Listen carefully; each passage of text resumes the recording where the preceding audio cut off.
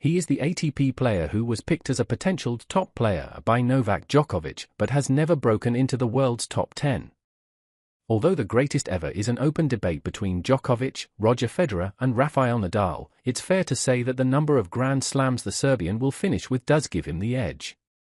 Goran Ivanisevic recently claimed that Djokovic was the greatest ever, and he ought to know, having been up close and personal with him as his coach for many years during his prime. Djokovic is chasing Grand Slam number 25, but has now gone well over a year without winning a major title, with his last one coming at the US Open in 2023. Back in 2011, the Serb came extremely close to winning all 4 Grand Slams in the same year, but the French Open eluded him, with Nadal proving an immovable object at Roland Garros once again.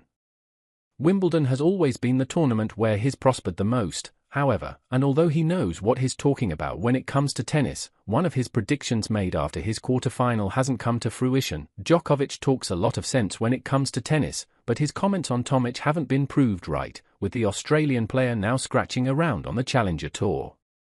After Tomic came through qualifying at Wimbledon in 2011, he stunned the All England club by beating Nikolai Davydenko, Igor Andreev, Robin Soderling and Xavier Malisse to set up a date with Djokovic in the last 8.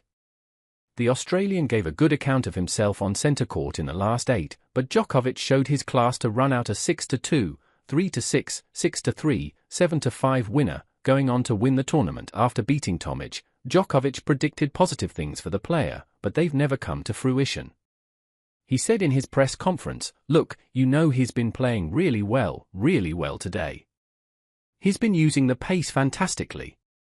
You can see he's really comfortable on the court. Obviously, what he lacks is a little bit more experience. But it comes with time. I'm sure if it continues, he's going to be a top player. It's all a process of learning, he has a lot of time." At the time of this defeat for Tomic, he was just 18 years old and coming through the ranks as a qualifier made for a great tournament for him. However, that was as good as it got as far as a Grand Slam went for Tomic, with 3 runs to the 4th round at the Australian Open and a US Open 3rd round the best it got for him after his Wimbledon exploits. Tomic never even made it into the top 10 of the world rankings, and although he's still playing tennis as a professional, he's now down at a lowly ranked 219 in the world.